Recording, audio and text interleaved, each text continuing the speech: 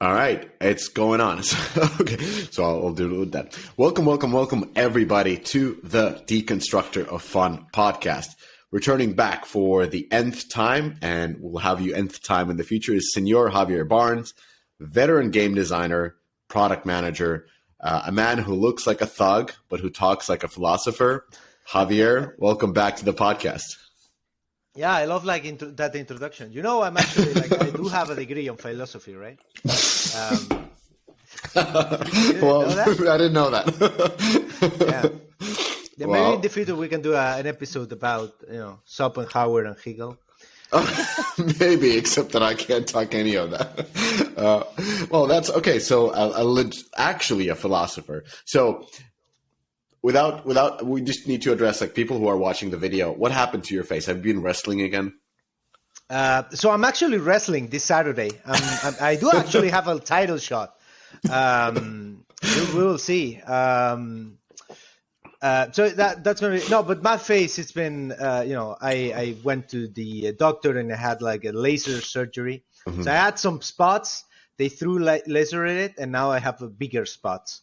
They say it's going to look better eventually. So what you're trying to say is you had some plastic surgery. Yeah, of course. Do you think you get this beautiful all natural? No. Yeah. I mean, life in Barcelona is hard. You have to keep up with the Joneses. Everybody is beautiful. The sun is shining. There's more and more studios opening up every weekend. So it's not easy just drinking sangria and eating all that pinchos in the beaches of Catalonia. But we're not here to talk about Barcelona. Actually, we have a podcast coming out on that with Bandai Namco. Yes, I know. And then we're here to talk about your fantastic analysis on the Deconstructor of Fun blog about the best practice for battle passes. And by fantastic, I mean it's 30 pages long. You said you're going to write something, short and concise, and then it was 30 pages. So, of course, we have to do a podcast for those who are still reading through it and those who want to get the insights more easily in digestible form as they're doing other chores. But everybody should read it. And I've read it now 2 times. I think I'll read it about 8 more times during this year, just because it's so concise. There's so many edge cases, so many things that you cover. It's truly fantastic. It's sort of a piece that you have to go back to. And I hope that this podcast is going to help people digest that. And you can listen to this before reading it, or you can just listen to this after reading it to kind of get the notes in. So this is more like an auxiliary podcast episode for the fantastic Battle Pass playbook, if you will. But let's first start off with the sales pitch. Why should people listen to this podcast episode about battle passes? So, the first thing, it's the feature itself, battle passes. That's most of the games in top grossing positions. I think I checked recently, and it was more than 60% of the US top 100 grossing games have a battle pass. So it's not a fringe thing. It's not something that you can afford to ignore. It's a feature that it's present in more genres, in all sorts of games, and I think it's a feature that it's, as it explained in the article, is going to grow in relevance in the industry as the industry. I think it's shifting from or towards monetization methods that are more user-friendly and retention-friendly. I think that battle passes and some systems built on top of battle passes are going to grow in relevance. I think that the article is pretty cool in the sense that it covers it from, if you don't know anything about battle passes, it covers all the basics. But I also interviewed people and gathered a lot of feedback from multiple people while doing the research for the article, actual experts, not me. Mm-hmm. I'm just learning, but on battle passes, and so I think it has a bit of things for everyone, for people trying to understand the basics of the battle pass, but also people that already has experience and wants to think about what's coming next or about the feature in a holistic way. And just because 30 pages long, it's scary. I think people will be glad to hear that there is like an exec summary, which kind of highlights the 3-4 points that people needs to, like a quick guide of battle passes. So hopefully, although it's long, it's easy to digest. Yeah, I'll just mention this, that yes, it's in every top grossing game, pretty much in every top grossing game at the moment, but also the fact that if you don't do Battle Pass properly, your game can decline. And Clash Royale is a good example. We're going to talk about that in this podcast specifically. It's a great example of a fantastic game that implemented Battle Pass system just like its sister game, Clash of Clans. But in case of Clash Royale, the game actually declined quite significantly. And it took them a couple of years to kind of go from that decline back to the growth path. So you can do it in the wrong, you can do it in unsuccessful way. And that is why this podcast is also important. So you have to do it, but you can fail doing it, and that can hurt you. But Javier, let's start with the basics. When we're talking about battle passes, what is a battle pass? So a battle pass really is a system that grants rewards in some kind of tier system based on player engagement. So I mean that's a pretty big definition, but essentially, I think that as a monetization tool, the Battle Pass has covered something that, like a niche or like a space that the space of the subscription models, right? Like games do not, in free to play at least, the subscription model has not stuck because the subscription model loses the free to play. It's hard to compatibilize, and the battle passes, I feel it's the shape that a subscription system has taken in mobile and in free to play to be able to work with the audience. Yeah, so sort of like a short term subscription lasting from weeks to sometimes months. Yeah. What I find that is very interesting about the Battle Pass and very complex is that it's one of these features that, I don't know, contrary to, for example, maybe loot boxes, which can have a lot of complexity by itself, but it's primarily a monetization feature, right? Or timers. Yeah, primarily a monetization feature and so on.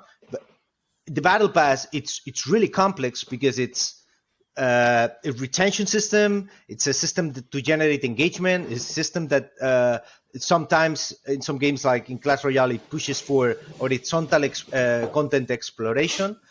So monetization is just only one of the multiple metrics that this feature tackles from. And I think that this versatility means that despite the feature having a small amount of components, it gives a lot of versatility to be able to adapt it to multiple type of genres and audiences. Yeah, and it's a good point to point out that we've always had this sort of VIP systems in games where when you're playing, you're just getting extra rewards by being a VIP. What makes Battle Pass very unique in that sense is that it's a feature that is for 100% of the audience.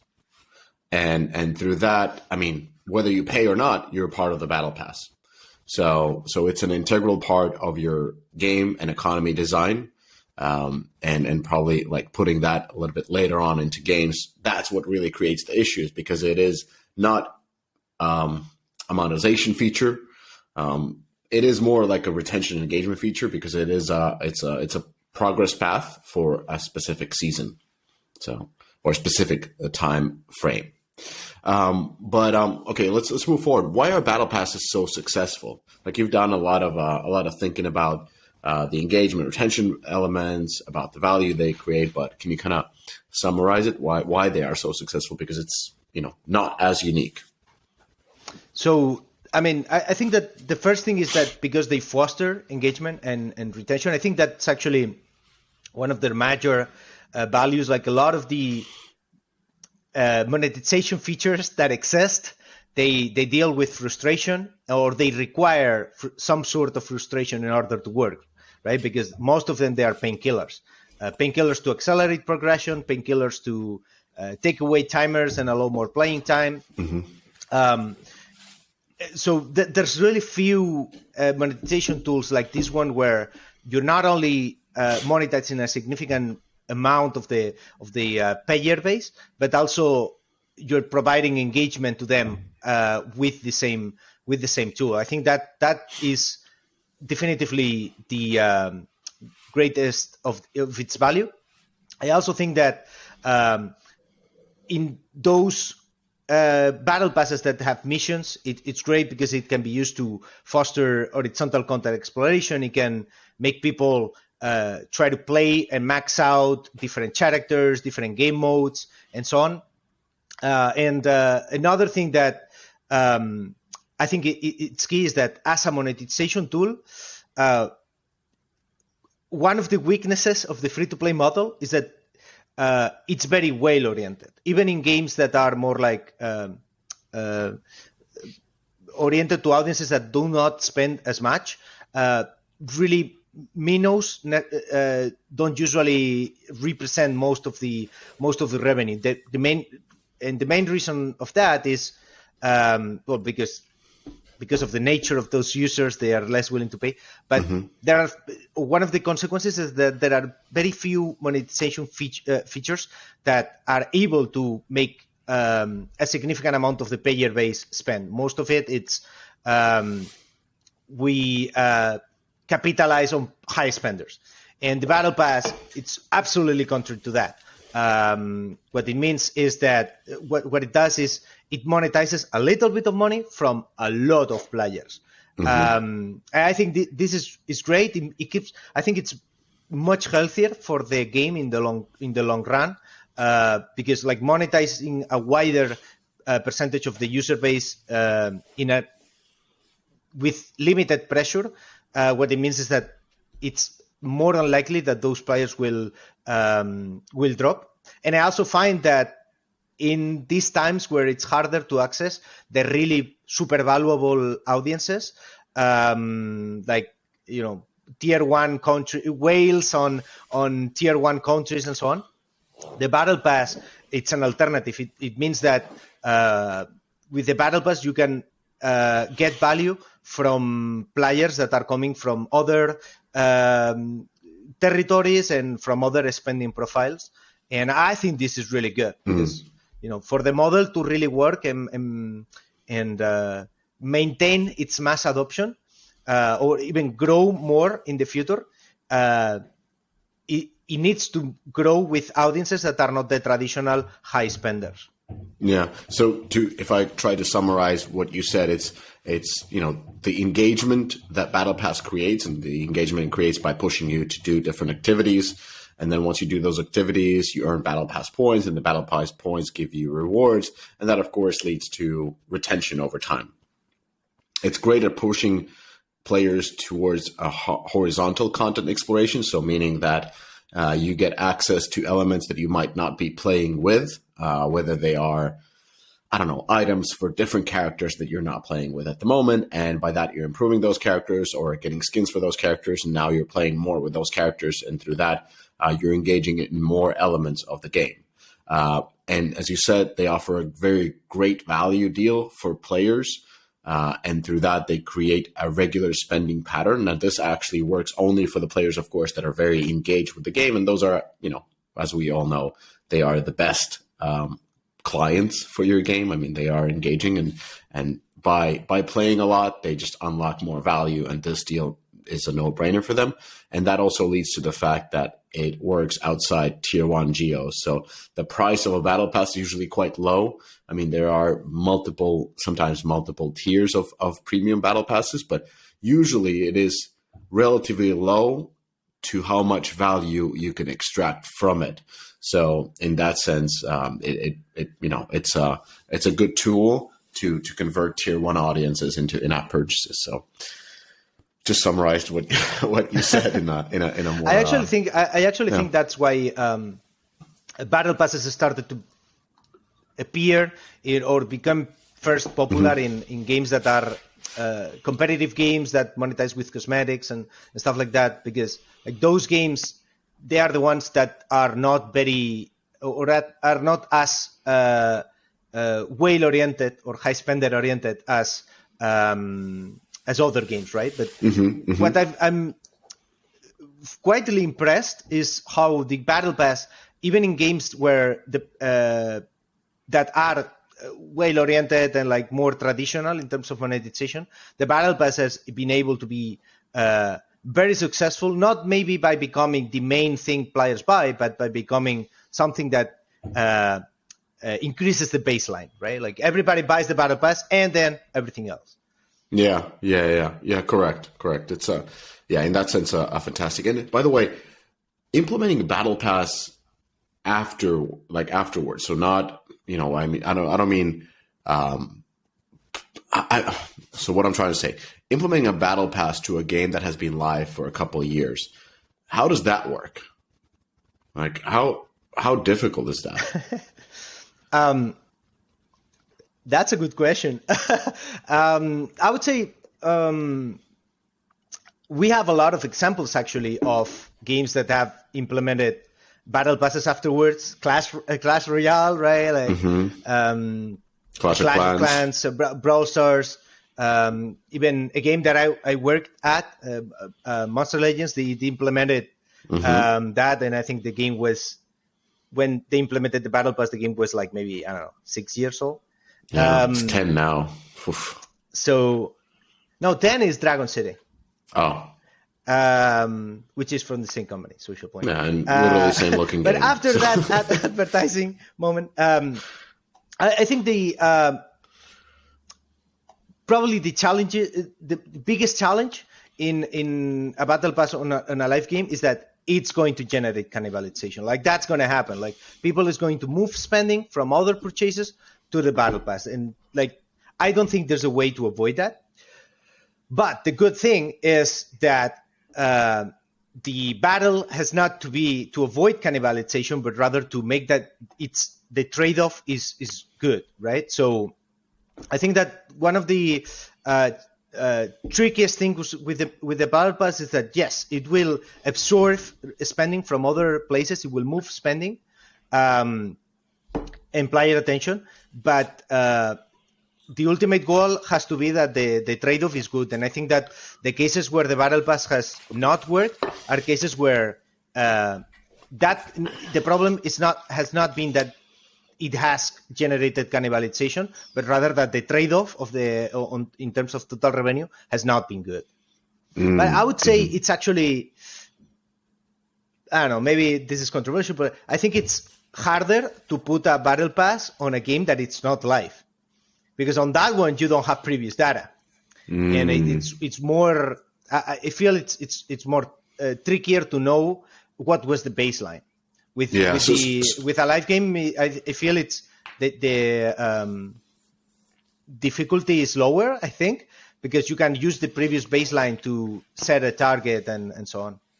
So the sweet spot would be to put a battle pass at the end of soft launch. Well, I don't know.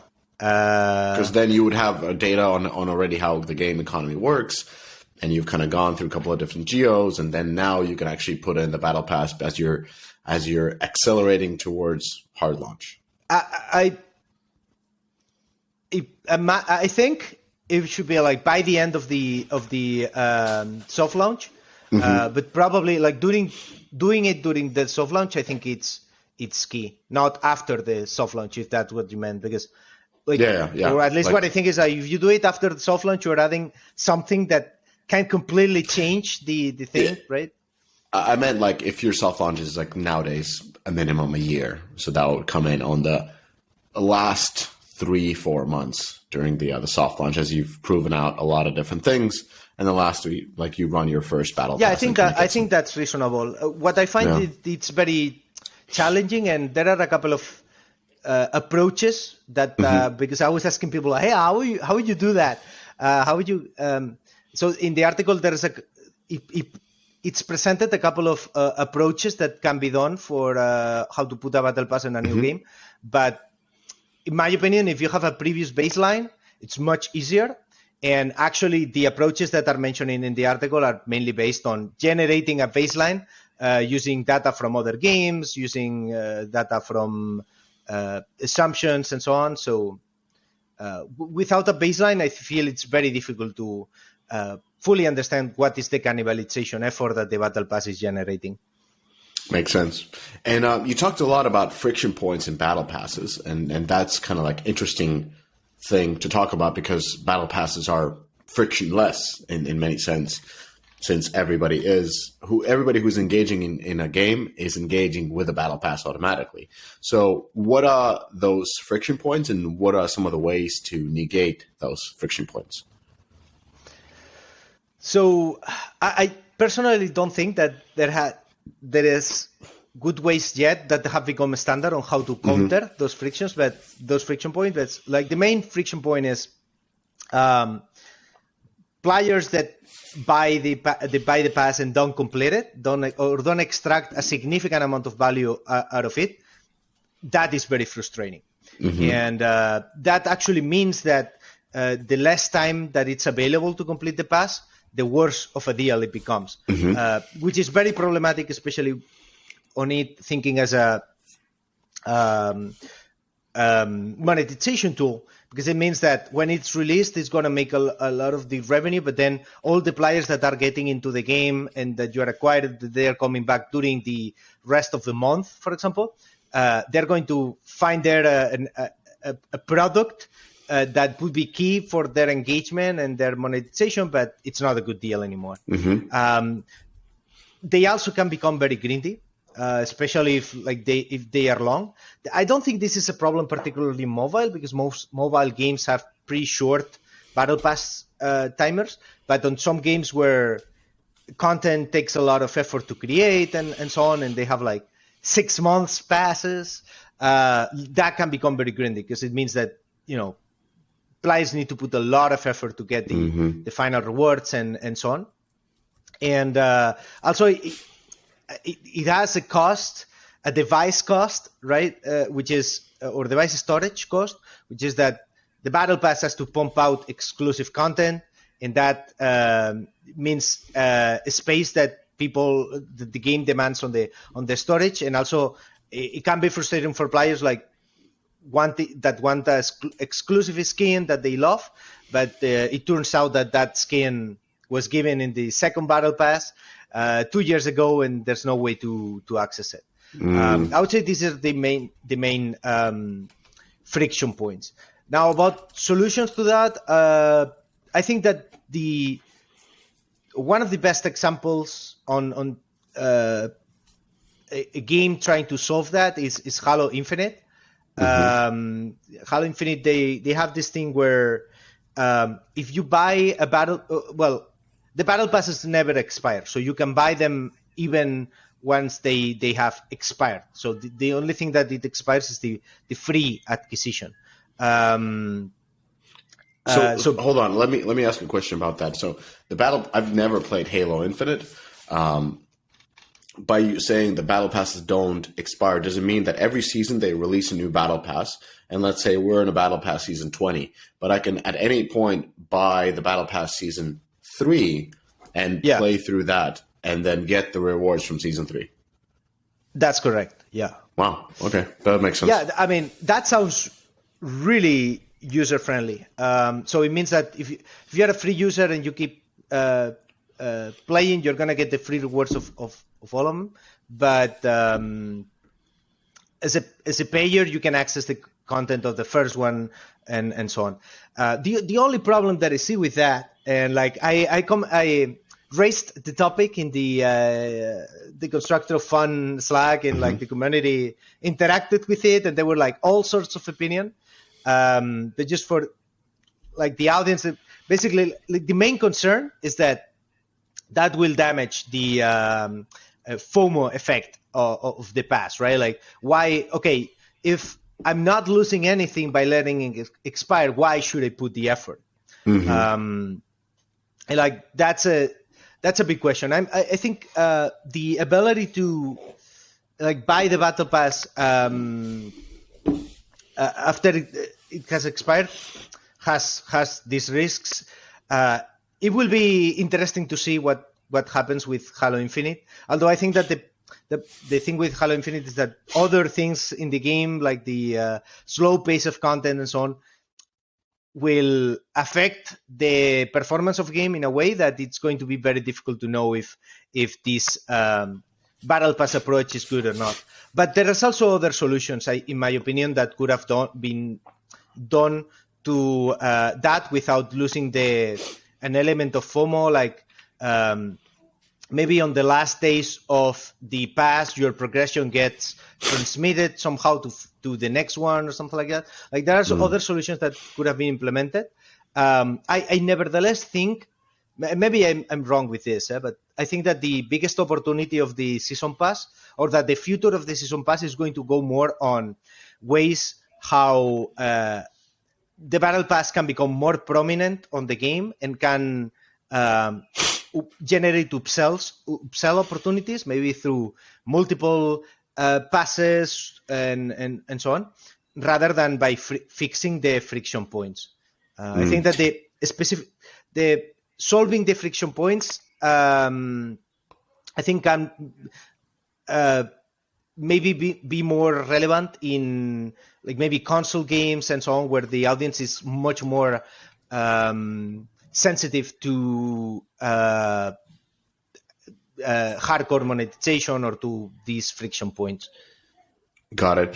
But with Halo Infinite, it's a little bit different of a benchmark because the game is free to play, right? But it's behind Xbox subscription. Yeah, so you need. It's. Well, I mean, you can buy the game. I think it's a premium game. You can buy the game, but if you have the Game Pass, you can play it. So I don't know. I just pay the Game Pass and I play it. Yeah, exactly. So it's really a game that drives subscription for the Xbox. So in that sense, I don't know if how would I put it? I don't know how important is the monetization of Battle Pass for Halo Infinite.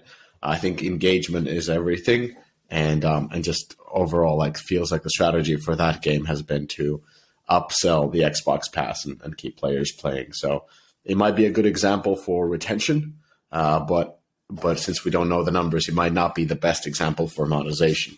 So that's kind of it.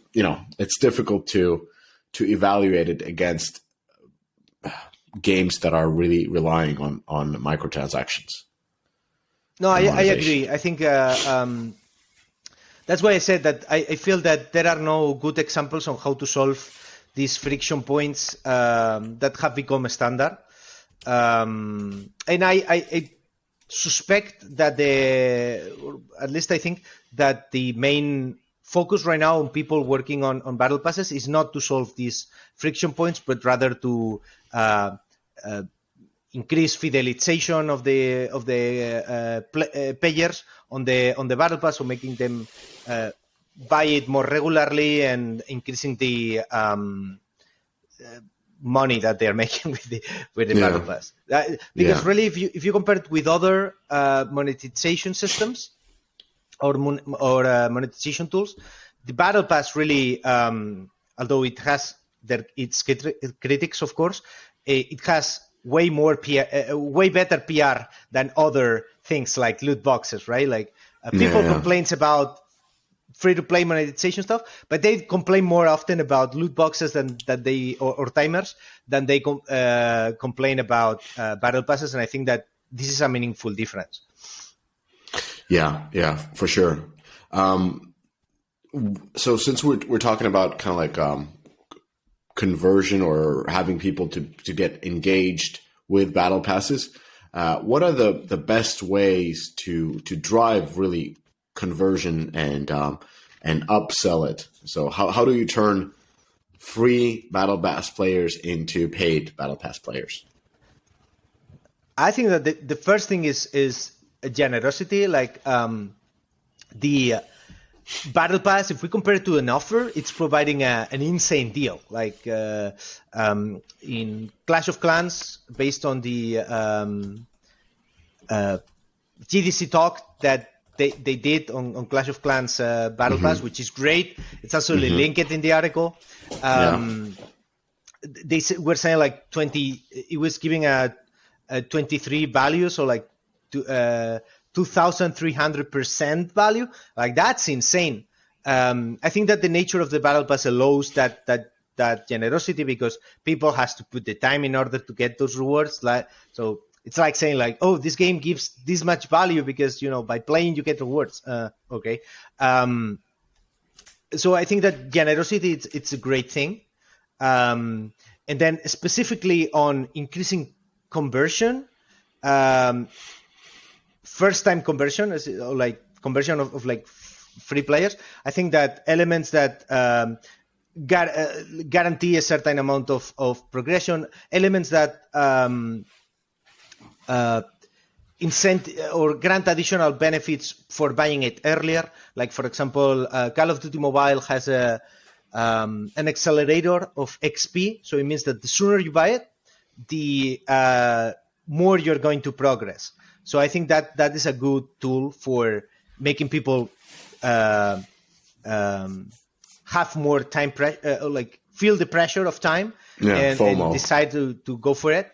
I also think that when it comes to upselling, though, so like conversion not thought as free players to paid players, but paid players making more transactions. There are other mechanisms like subscription systems. This is something that Fortnite has. Like instead of buying manually the battle pass every single season, players can get subscribed and then they get some hard currency and the battle pass automatically, and they get automatically charged. So I think this is great. Like making people do something in order to stop paying rather than do something in order to pay. That's great. And also like having multiple passes. I think that I strongly believe this is going to be a trend in the future.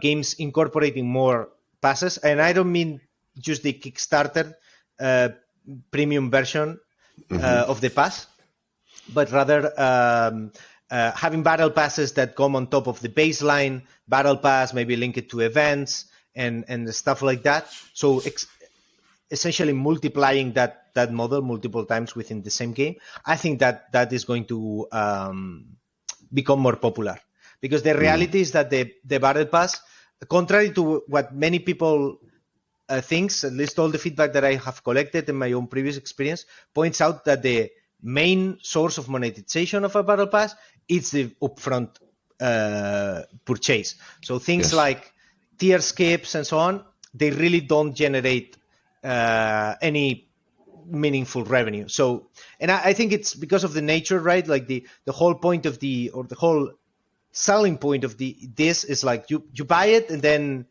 you have it, right? Like, but making people pay so that they have to pay more things afterwards, I think it would damage the selling premise of the pass. Like for example, time skips. To make time skips meaningful, then it would mean that the pass would become very grindy, and then it means like I wouldn't pay for it, right? I think that I feel upselling strategies that work are more in the direction of increasing conversion, increasing the amount of passes that people buy, and not that much on generating subsequent purchases within a single premium pass. Yeah, so basically kickstarted premium passes, so you have already made some progress and you can now purchase a battle pass by a little bit more. Let's say the normal version is $5 and this would be $7, but with the $7 you're like halfway through already, so you get a lot of rewards up front. The subscription system where you're automatically enrolled to the next one, the multiple battle pass system where you just make just more of these battle passes, so players who are already on one can get on the second one and so forth. Also in the article you mentioned pass gifting. I didn't know that exists, but that makes sense with guild-based games, where guild leaders can give, in various guild games that I've played, there's some high rollers who just basically just helicopter money to everybody in the guild to make them do better. So I think pass gifting is an excellent system. It kind of encourages others to be engaged and just essentially one monetized for many. Also, in my personal opinion, I think it really matters how you present the battle pass. In a lot of games that don't get me to convert, is just doesn't look interesting. I think Call of Duty is a great example of that because it's very event based. Same thing with Fortnite, is like it's a whole season that is around it. So it's not just like Battle Pass 5 and there's just more stuff. Like Vigor is an example of incredibly boring Battle Pass. It's just like not interesting because it's like so in the theme. But those seasonal ones make a lot of sense, and also how they present it in terms of as you're earning your Battle Pass points, what are the things that you're missing? So a lot of games are not very good at actually presenting the lost elements that would be on the premium pass, and through that you don't get that FOMO, you don't get that thing where you feel like you've earned it and now you want to take it. What also really affects me in terms of repurchasing a battle pass is what is the perceived value that I get, because I can be sold the initial battle pass of saying like, hey, you should get it because there's all kind of cool stuff. And again, I'm going to go back to, let's say, Call of Duty or even the Traplights Battle Legion. Like those were games where I were very engaged and I bought the battle pass. And in the end, I didn't feel like it was worth it, which is kind of sad. It's like you're upsold this whole thing where it's like it's going to be so amazing, and then you're like, well, no, not really. I think that happened to me in Clash Mini as well. I think I bought the battle pass on that one. If they had one, I kind of don't remember. But it's been multiple. Actually, the battle pass in Clash Mini, it's the main progression system of the game. They don't have a trophy rod. What they have is a battle pass. It was that, but I remember and maybe it was just the game that didn't entice me. Like I just got bored with the game, so I got bored with the battle pass as well. So it's a lot about like the value received. If you feel at the end of it that the game is still awesome and that the value that you receive from battle pass is not just like, oh, get this because it's 4,000 percentages more than with others. Like if it really made sense, then you're gonna buy it again. But Call of Duty being an example where I got a bunch of skins, a bunch of stuff that I didn't even know where they went and what they are. And like, is this a gun for my this mode or that mode? It's like, I don't even know what I got in the end. So through that, I'm not buying it again. And those are kind of like the mistakes. And then finally, a game that I love and the game that will never make me monetize is Teamfight Tactics from Riot. They have a battle pass. It's well presented. But there's absolutely nothing that I want from it. And I don't even know why should I want anything from it. So of course the content matters. And in that game, like I love the game. I think the battle pass is absolutely useless. I would rather, buy directly a skin that I like than look at this boring battle pass that gives me nothing interesting and nothing worthwhile. I think this is an issue with essentially like reward systems in cosmetics, but particularly on the battle passes, it shows a lot, right? Like in order to have a set of tiers of rewards, it means that a lot of the content are sad cosmetics or like really low value cosmetics that people do not care that much about. Yeah. I think in other games that have integrate elements related to grade systems, progression, and so on, it's a different story.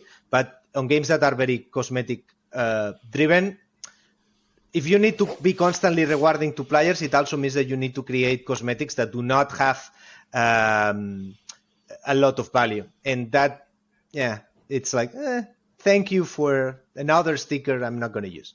But I think there's something very interesting in what you said that I wanted to highlight, which is like that, what you said on the sense that like, the value that they offer, like I bought it and then I felt that they didn't deliver to me that much value.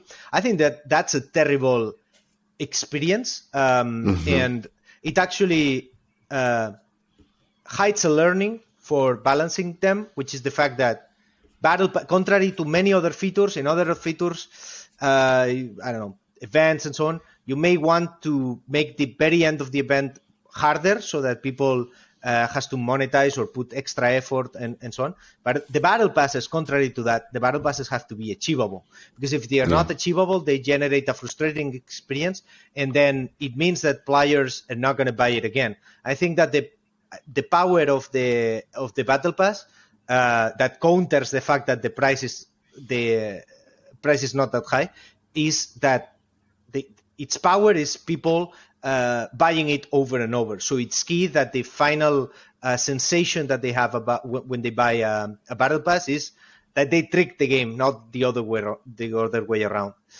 So I feel that passes need to be achievable. I think that Brawl Stars does something very interesting, which is the fact that especially if you have a significant horizontal collection, you can complete the pass very quickly. Like in a matter of, I think it's like less than a week, you can complete it if you play enough. And I think that's somewhat extreme, but also very interesting on in the sense that for them, it kind of seems that it's better to have a pass that it's very easily achievable rather than a pass that requires a lot of effort. Yeah, that's a good point.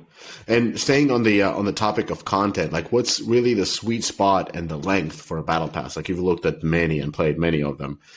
Is it very game dependent, or is it like I kind of remember that Call of Duty has decreased the length of the battle passes, so just made more of them, and that had clearly a positive effect on the monetization of the game, because the more battle passes, the better. And they're more achievable since they're shorter and not this sort of a long grind. But do you have some and I think by the way, TFT has like a 3-month battle pass or something like that. Yeah. So basically the trend that I have seen while doing the research is that PC console like kind of are orbit around 3 months. Even if those games are also in mobile, they orbit 3 months. And most mobile games, or especially mobile first games, they have like 1 month. Also asked a lot of people why this difference, if there was something, and there were some arguments like, people engages in mobile games on a daily basis, so they need a more constant pace of reward than on console, where like the engagement can happen maybe primarily on the weekends or more sporadically, especially for games that take you a lot of time to play a match.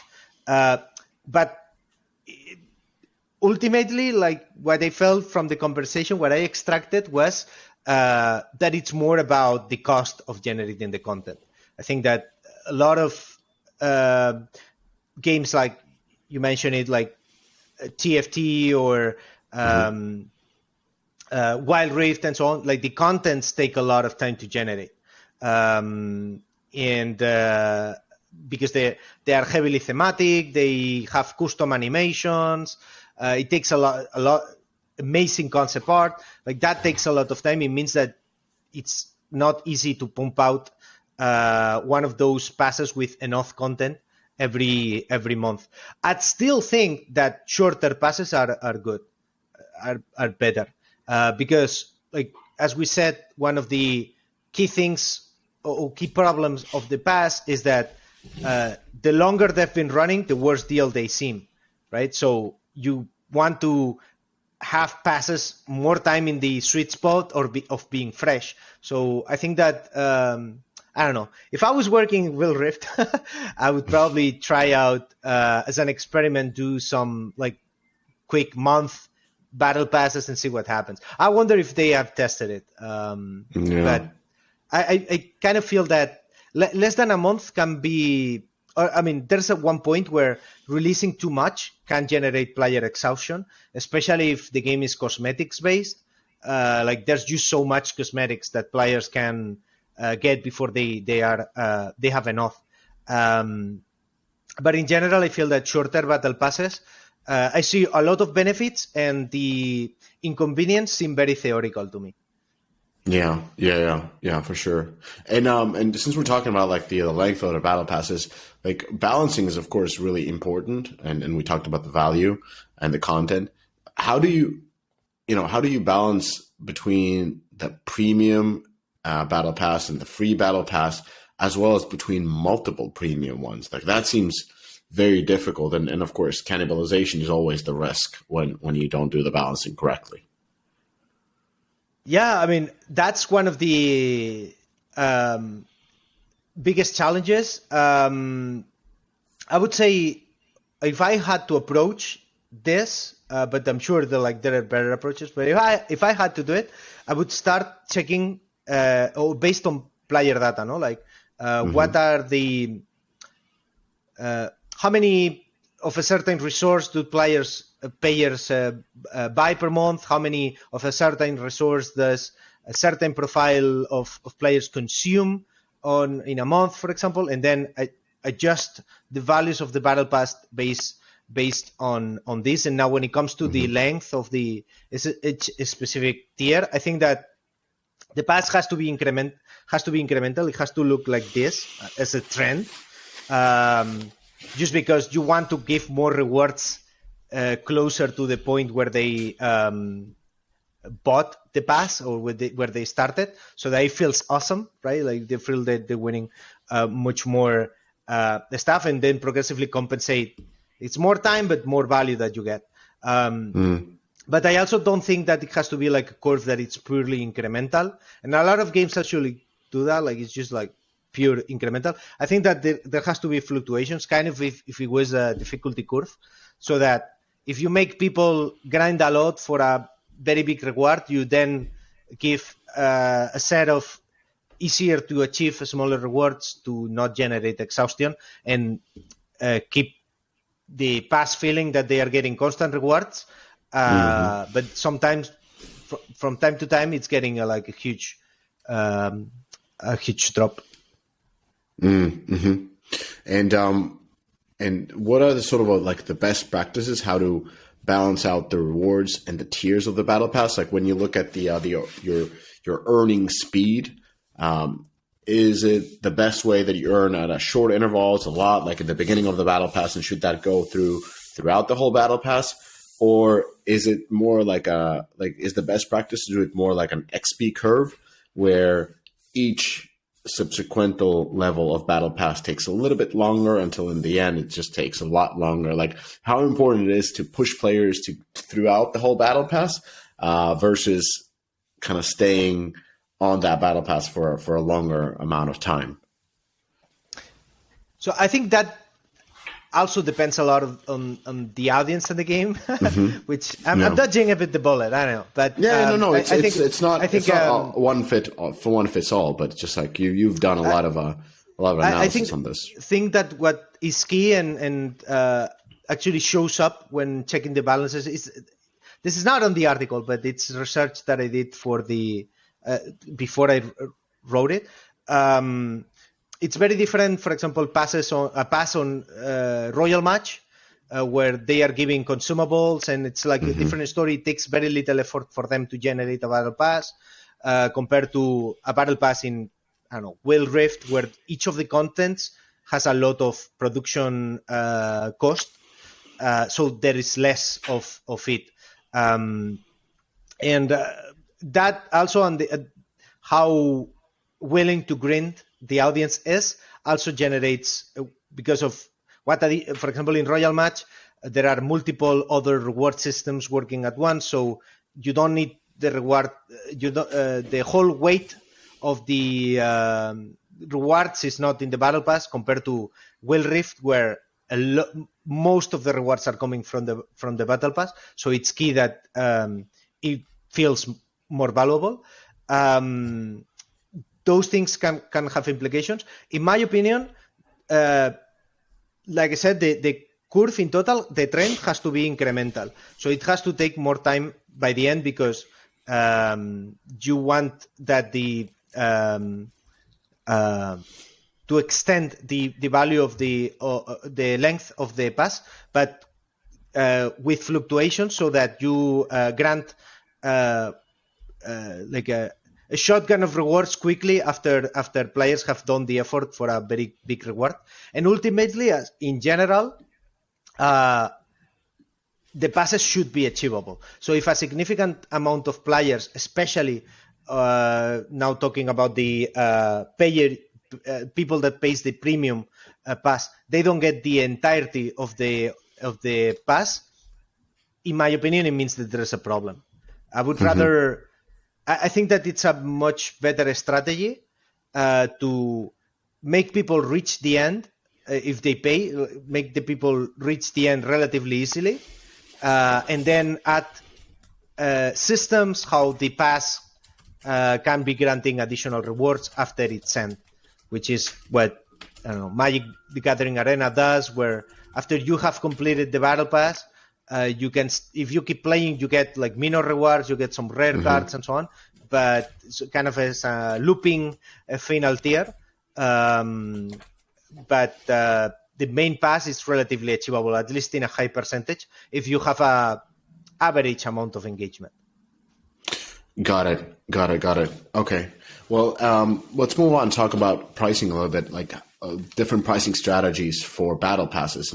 And to my understanding, I don't know if I'm wrong or not, there's really two strategies. One is the one to drive engagement without cannibalization.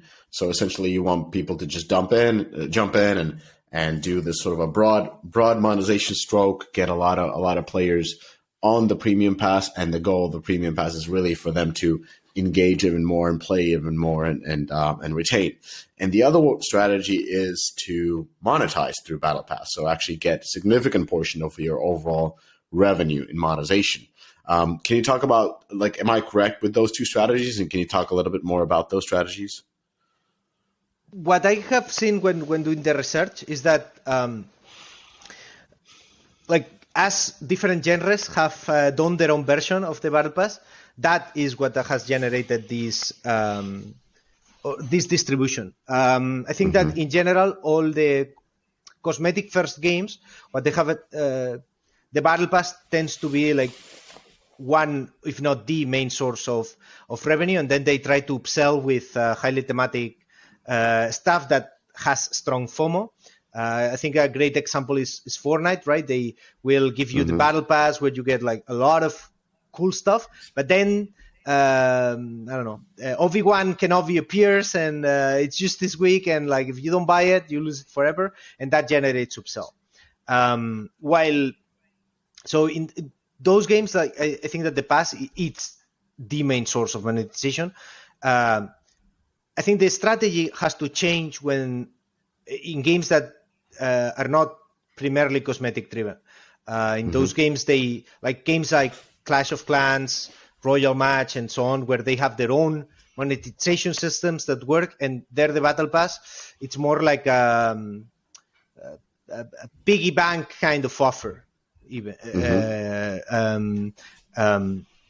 No, and on that, I think it's way more relevant to focus on cannibalization and on, or at least the trade-off that the cannibalization generates, and think the battle pass more than as a subscription model, more to think it as a increment to the baseline. But I think what I've seen is that it's pretty much related to the genre of the audience and how the battle pass fits into the monetization model for that audience.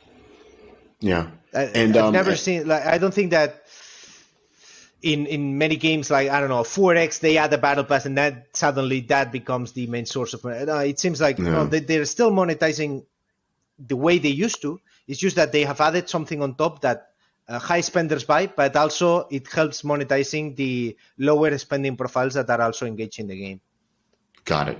And in your opinion, should the battle pass be priced in premium currency or hard currency, however you want to put it, or should it be a direct purchase? Like, this is $11 and there's no way you can save for it. Like, which one is better?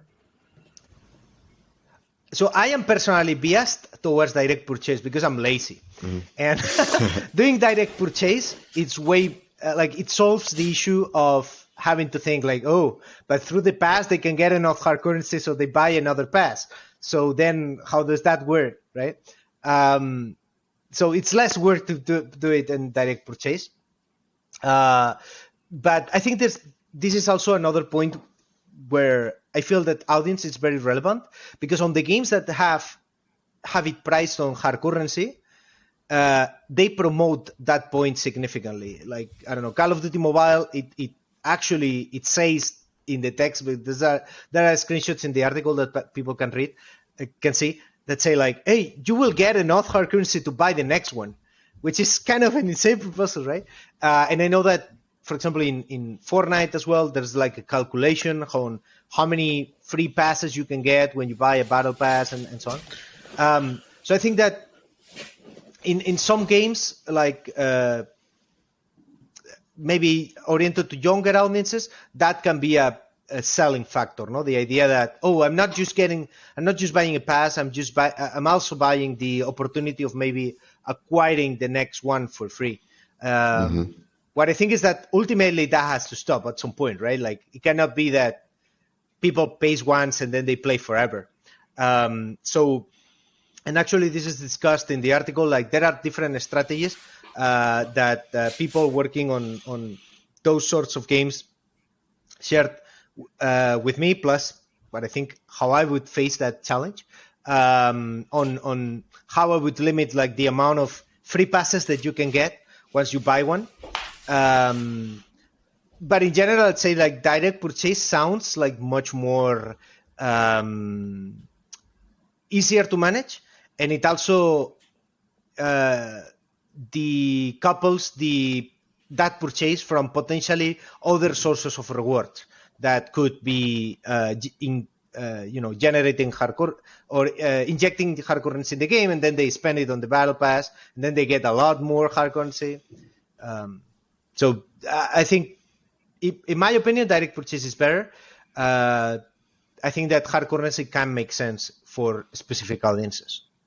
Yeah, the pros for a hard currency is that as you're earning hard currency, you're kind of collecting it and you're saving it to purchase your first battle pass. And if the battle pass proves to be valuable, then you'll be purchasing more of them.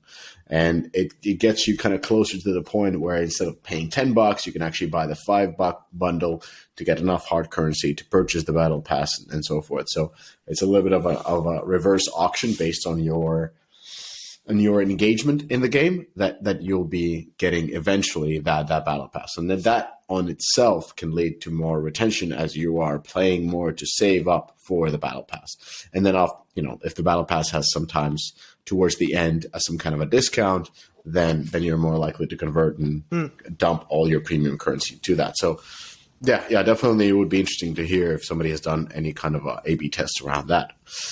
They can comment in the article, and actually, like if I mean, I wouldn't say I'm an expert on battle passes. I just did a lot of research to do the article, but actually, like, my secret intention with this article is that people that is working like frontline games like Fortnite and so on, they are able to comment in the post and like give us a lesson, because that's a great way to learn. They'll most likely comment privately in the Deconstructor Fun Slack channel, but not publicly on the post. That's what we would normally get. As well, DM you on LinkedIn. Cannibalization. How do you balance value versus conversion? That's is there any? I know that's a very broad question, but is there any kind of if there is a magic formula, I don't know it, and I'm very interested too. So what I think is, at least in my opinion, how I would approach is base that on the data from players, right? Like understanding like how much players buy regularly, maybe do some sort of research before the balance on like how much content damages conversion based on rewards that features give and so on. And like obviously if players are buying 10 of something per month and then you provide them 100 on the battle pass, that's highly risky, right? But I feel that the best approach is, if it's possible, to A/B test it. You can even test it without A/B testing by changing the balance between different iterations of the battle pass. And I think that's if you cannot A/B test because, for example, the game is very competitive or community driven, or like players will spot those differences and be pissed about it. I think that tweaking the balance of the different sequence of battle passes and see what are the fluctuations can also be a way to learn the effects. Yeah, and then one thing that you mentioned in your actually we just talked about this, but you also mentioned in your article was to A/B test, like we always do with cannibalization or with anything. We A/B test a lot, but how can you A/B test a battle pass? I mean, players talk, and if one player gets an access to a battle pass and the other doesn't, that's not very good. So I think that really depends a lot on the game, and some games are more A/B test friendly than others. For example, if your game's oriented to casual audience, very likely puzzle games. They're not gonna talk between each other, or that they're gonna spot it, but they're not gonna be as pissed as a competitive game where your opponent having the battle pass means that they're gonna significantly advantage over you, right? I think that in those games there are other strategies that can be done, like I said, testing it on sequences. You can also roll it out by territories or by servers. And this can be another way how you can do this without actually A/B testing within a single territory. I don't buy it. I can buy it for a puzzle game, but pretty much any game with a community or any social game, I don't think you can A/B test a battle pass. Yeah. So there was this person that told me like one way you could do it. And it's in the article, I think, but I don't like it. Is you can test what is the performance of a player that in a month, or of two players of similar profiles, one that bought the pass and the other that didn't bought the pass. So like, the player that didn't bought the pass just happens to have better metrics, then it means that the pass is cannibalizing. And maybe if that is the case, maybe it can be valuable, no? If the player that for whatever reason didn't buy has much better, has noticeable better performance in terms of monetization, then you can say like, maybe there's something weird going on. But like what I see there is that those two groups are already biased to start with, no? Because like it's not like the purchase of the battle pass is random. No, I mean, if a player didn't purchase the battle pass, it's because of something. Maybe it's because the player is actually less engaged or less has less money, or like there's a difference, right? It's not. In my opinion, it's not as good as properly A/B testing. So I don't know. Yeah. You can also compare, like I said, with the previous baseline. Like if you have established a baseline before during the soft launch, and then you add the pass, you can measure the fluctuation, and I think that could be a really good way if A/B test is out of the picture. Yeah, that makes But sense. I totally understand the issue of A/B testing. I just have the lack of being in a game that we can A/B test stuff. So yeah, of course. A game, and it's not even casual or hardcore. Like if you consider Pokemon Go, that's a very casual game, but it's incredibly social game. One of the most social games out there, and I can't even imagine. My 5-year-old plays it, and the kids around the block play it. Like if one of them would have a battle pass, or two of them, and others won't, I would need to write a customer complaint. to that. Yeah, I wonder if there are proper solutions to that, like maybe putting it some beta or something, like roll it out progressively. You could do it in a soft launch. In a soft launch where the game is open on specific markets, so you could do it. It's not available in Canada, but it's available in New Zealand, and you kind of can start comparing that. I think that could be the only way, and it's still in soft launch, so it's not available worldwide. I think I could buy I would have the courage to do an A/B test there, but when it's global, I wouldn't have the courage to A/B test a battle pass. Yeah. Like to A/B test having a battle pass or not. A/B testing inside the battle pass, even that is tricky depending on how community driven that game is. Probably some leeway, especially with the different kind of tasks you give and missions you give in the battle pass. Yeah. But overall, I like I've worked in hardcore games, and like now I'm working in casual game. I'm really aware of what are the differences on that, and that's a very interesting topic, by the way, for maybe a future thing. Yeah. A/B test, A/B testing is great, but there's always a but. So what I would say for the audience is that if you cannot A/B test, at least try to have a baseline, even if it's from a competitor game or maybe from a previous similar game or something. Like try to have a baseline, because I don't know, maybe there's some people out there that can tell you like, no, you see this indicator, if it stays below 7, then it means. But I've never been able to do that. I think it really without a baseline, it's really difficult to have a very reliable learning on if it's generating conversion or not. Yeah, it's just you commit to a battle pass and you improve it season by season. That's really it. And it's a sequential approach. And talking about sequential approaches, Clash Royale did not have a battle pass, and then it had a battle pass, and then the battle pass started tanking the revenues for a year or two until they finally figured it out. So you've investigated that. You're a big Clash Royale player. Like, what happened with that one? So actually that was the thing that brought me to write this article.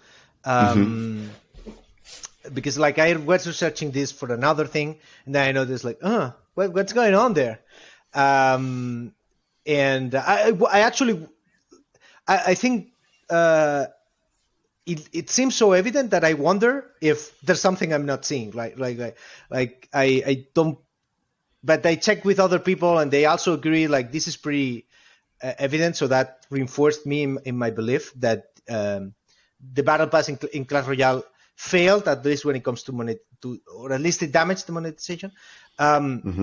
So to present a bit the case for those that are not aware of it, is Supercell had released a battle pass in Clash of Clans that had worked very well, and then they launched pretty similar in terms of balance and presentation battle pass in Clash Royale, and then what I explained in the article is that apparently damaged the revenue per download. And actually, if you look at the total revenue of the game, there seems to be like a declining trend that starts when they launch the battle pass. So I think the first reason was the pass probably went so good in Clash of Clans that they thought that it would work. I think they maybe overestimated how safe the battle pass was. Now, something that is very, very interesting is to compare how both games prepared for before the release of the pass. In Clash of Clans, there's like they launched a new level for the Town Hall, so it's a significant expansion of this spending depth of the game. They also launched siege machines, magic items, so a lot of things that reactivated the progression and expanded an already pretty exponential economy. While in Clash Royale has a much less exponential economy, so maxing out a card is much easy, or maxing out big amount of cards is significantly easier than maxing out town halls or the town hall. But also they didn't expand on it, and in fact they actually decreased the pace at which they released cards. I think that in my opinion, the game may have been able to absorb more the battle pass if they had been keep up a high pace of release of new cards, but because they kind of stopped. I think that on that year they only released 2 new cards. That definitively made the pass for the players that already were close to the end of the game. The pass gave them enough, and I think that the key on battle passes that are not cosmetic, at least, is that the pass never. It has to give you a lot, but it cannot give you enough.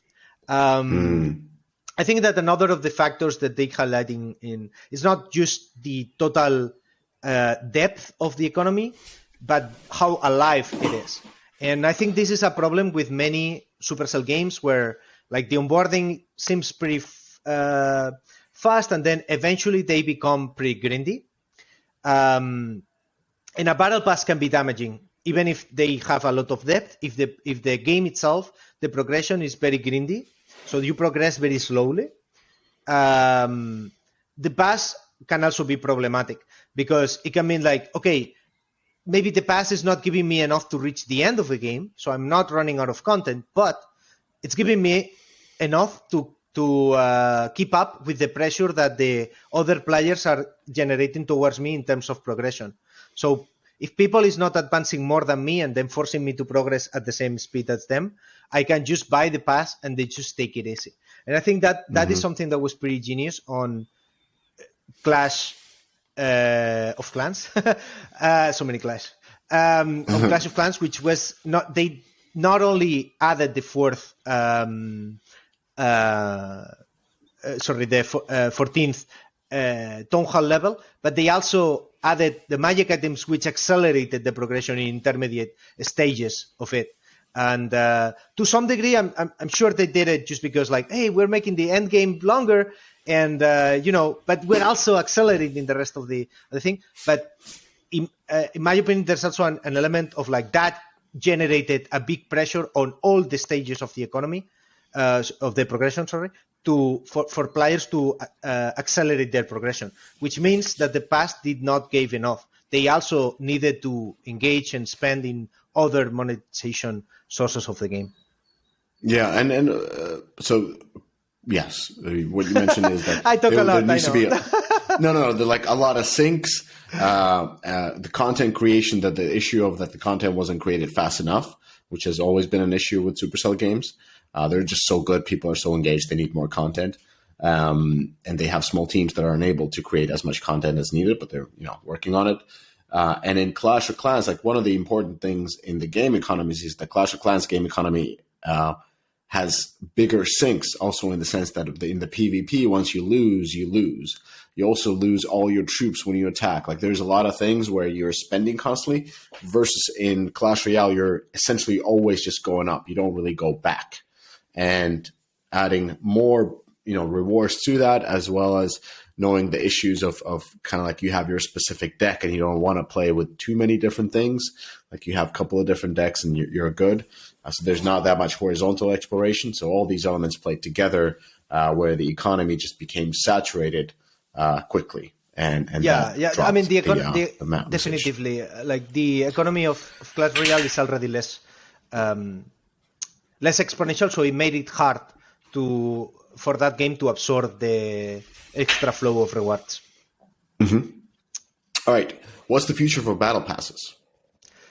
What do you think? So, I don't know. Like this is just my vision, and I've been wrong in the past. I actually thought that loot boxes were not going to become a thing in the West back in the day, so probably I'm not very reliable. But what I think is that battle passes are going to become more prominent. Right now, we already said earlier on that they are present in most of the top games, but I think the pace at which they are expanding within the App Store is going to actually increase. I think this answers to a shift on the industry because it's harder to access high spending players.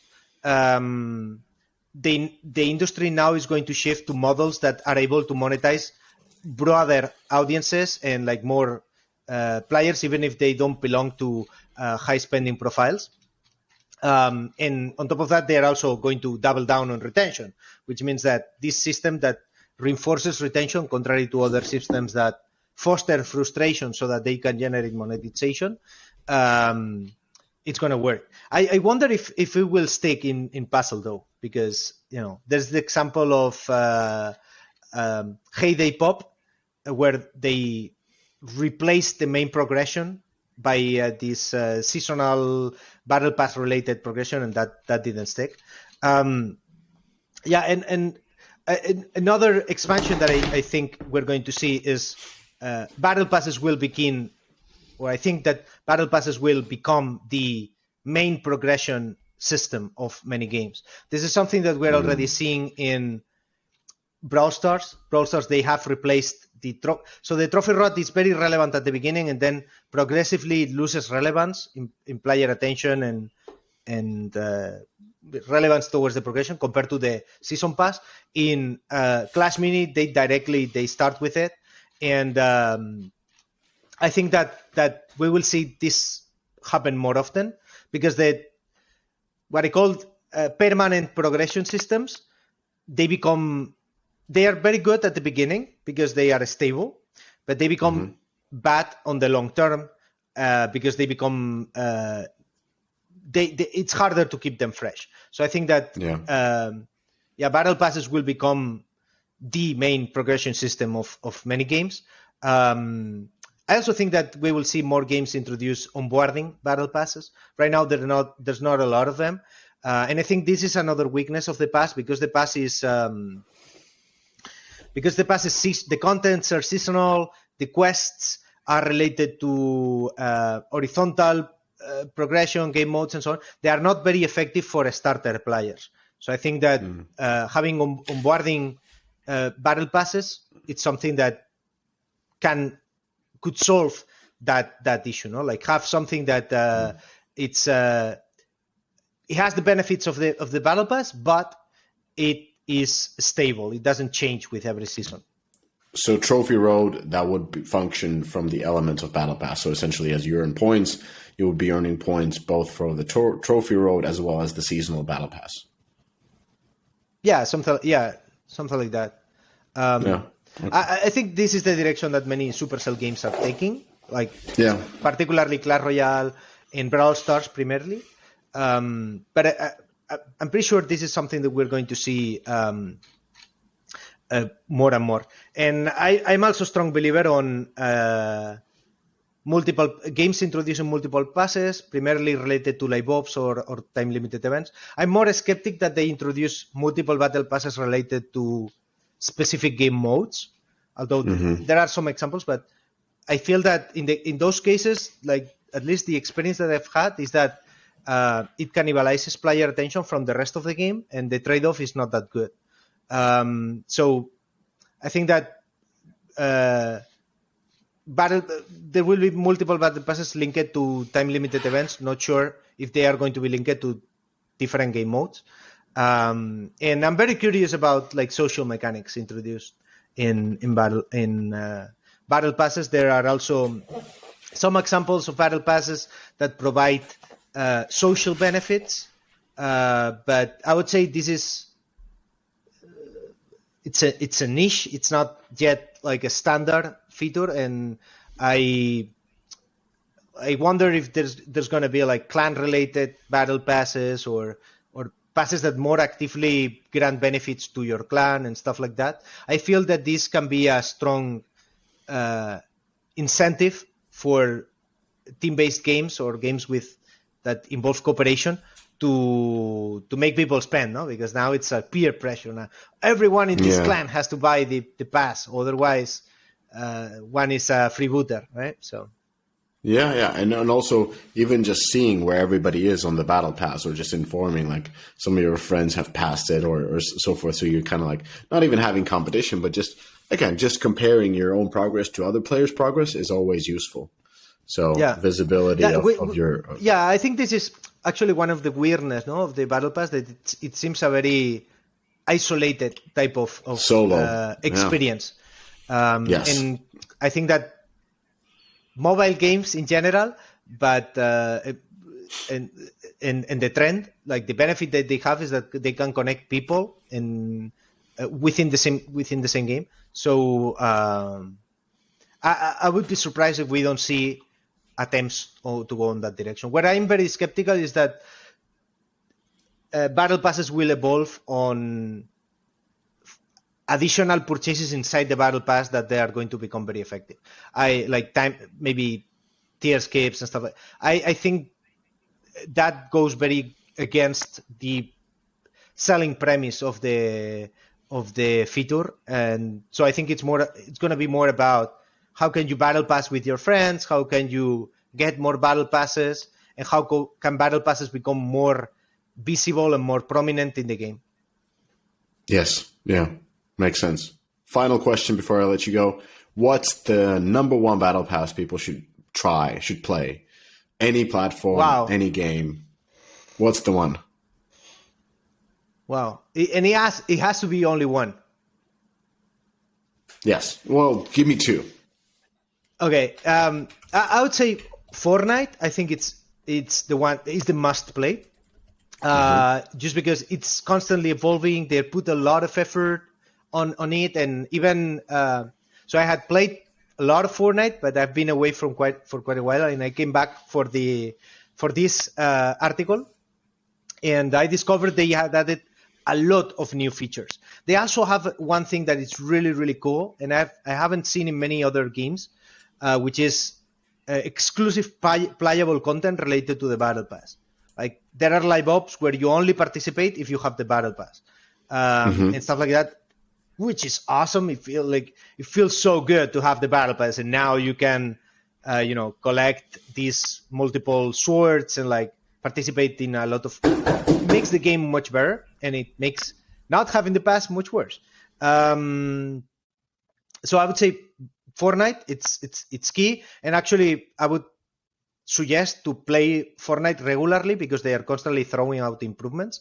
And in terms of another one that I think it's really good, it's the Brawl Stars one.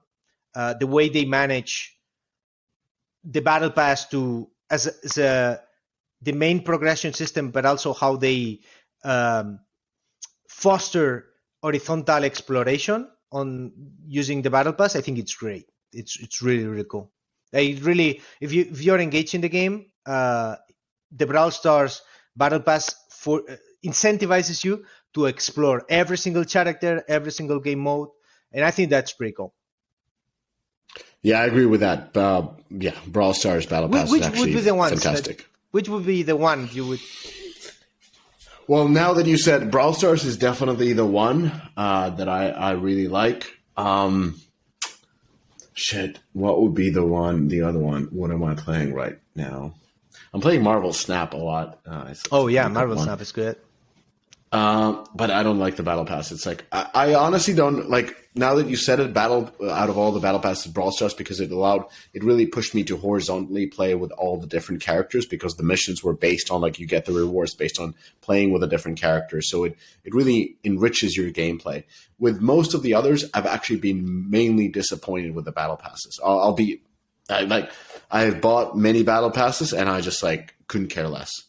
In the beginning, they were just bought to progress a little bit faster in the game, but I never repeated it because either I just got disengaged with the game or didn't feel that I got the enough value that I thought I would get when I was purchasing. And then the cosmetics-driven battle passes, I already had enough cosmetics. I'm not into it. I'm done. I'm okay. I'm playing Call of Duty Mobile. I got enough cosmetics. I'm not going to change. It's all good. I got this 1 year and a half ago, so it's already OG cosmetic, so it's fine. I'll roll with it and kind of expect. So that's my 2 cents. But you're the expert, and everybody, please do check out the article. Check out it multiple times. Send it to everybody on your team so that they have a reference when you guys are building your own or improving your own battle pass. Fantastic work as always from Senor Javier Barnes, the game designer, the product manager, the philosopher, the wrestler. A man of many competences. Thank you. I appreciate your kind words. And I would say I'm not an expert. I just think I like researching stuff. And like I said before, I think that if you go through the article and you have comments or you disagree with something, there's nothing I would appreciate more of than seeing a comment, like maybe explaining your experiences. And I think the way I think is that this is kind of a collaborative work to so that we all learn more about battle passes. So yeah, drop a comment in the article and shoot your opinion. All right. On that note, adios, amigos. Wow, we ran